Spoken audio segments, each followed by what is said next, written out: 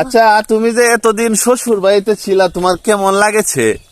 আমার ভালোই লাগেছে। হ্যাঁ, আমার ভালোই লাগেছে। কিন্তু ধান দিতে ফাঁকে যেতেছে, কেমন যাইতেছো? আমরা তো ক্ষেত কাটবো কদিন হলে, এটা ধান টান উঠাইতেইব না? এই জন্যই তো আমি চলে যাচ্ছি।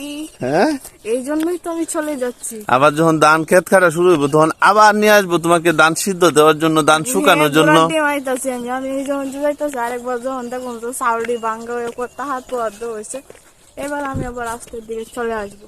জি না, আমরা তো তোমাকে নিয়ে আসবো হচ্ছে যখন ধান যখন আমি না এলেও নিতে পারবেন হুদায় আন্দাজ। ধান তো এখন মাত্র পাকা শুরু হয়েছে। হ্যাঁ, ধান যখন আপনার কাটা শুরু হবে তখন তোমাকে নিয়ে আসবো আইনা, এই হচ্ছে ধান সিদ্ধ দেওয়াবো। হ্যাঁ, ধান শুকাইতে দিব, ধান লাড়াচাড়া করবা।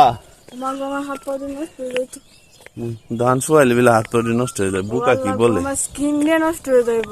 উম্মা, আমার এত সুন্দর স্কিন দাদু, আমার এই কি তো জানি এত সুন্দর স্কিন! না না, আমার এই গুলো গুলো স্কিন দিয়ে নষ্ট হয়ে যাইব শুধু খালি এই দান টান হলো। আমি ভাবতাম না অনেকে যে তোমার এই যে গ্রামে থাকে, এরা কাজ করে পরে ওর স্কিন কি নষ্ট হয়ে যায়?